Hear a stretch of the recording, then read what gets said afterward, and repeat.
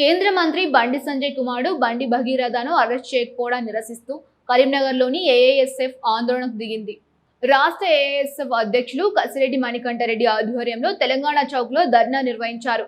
బండికి వ్యతిరేకంగా నినాదాలు చేశారు. సాధారణ వ్యక్తులపై కేసులు నమోదైతే గంటలో అరెస్ట్ చేసే పోలీసులు కేంద్ర మంత్రికి సంబంధించిన కేసును మాత్రం ఎందుకు ఆలస్యం చేస్తున్నారని ప్రశ్నించారు. హోంశాఖ తన వద్ద పెట్టుకున్న రేవంత్ రెడ్డి ఫోక్సో కేసును నీరుగార్చే ప్రయత్నం చేస్తున్నారని ధ్వజమెత్తారు.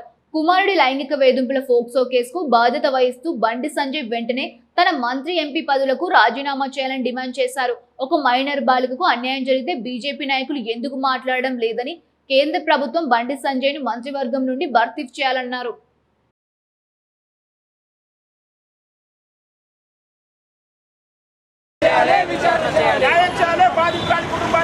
బీజేపీ నాయకులు బేటీ పడావో బేటీ బచావో అంటే ఇదేనా? రాజీనామా చేయాలి. కేంద్ర సంజయ్ కు న్యాయమా?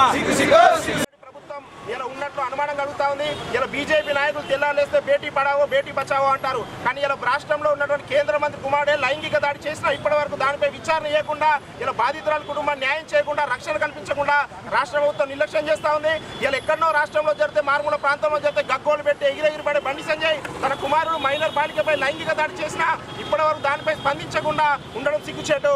ఇలా కుమారుని ఘటన నిరసిస్తూ బండి సంజయ్ వెంటనే కేంద్ర మంత్రి పదవికి, ఎంపీ పదవికి రాజీనామా చేయాలని ఏఐఎస్ఎఫ్ డిమాండ్ చేస్తా ఉన్నాం.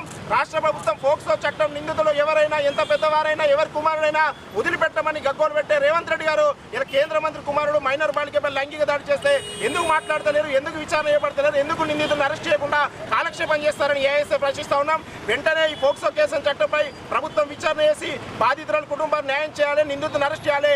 లేని పక్షంలో ఏఐఎస్ఎఫ్ అధిలో ఢిల్లీ వేదిక సైతం కూడా ఇలా కేంద్ర మంత్రి పదవి రాజీనామా చేసేంత వరకు కూడా ఏఐఎస్ఎఫ్ ఉద్యమిస్తాం. ఈరోజు బండి సంజయ్ కుమార్ని అరెస్ట్ చేయాలని కోరుతూ ఏఎస్ఎఫ్ ఆధ్వర్యంలో ఇలా నిరసన కార్యక్రమం చేపట్టడం జరిగింది. ఇలా మారుమూల ప్రాంతంలో అత్యాచారం జరిగితే గగ్గోలు పెట్టేటువంటి బండి సంజయ్ ఇలా తన కుమారుడు అత్యాచారం చేస్తే ఎందుకు స్పందించలేడమని ప్రశ్నిస్తున్నాం.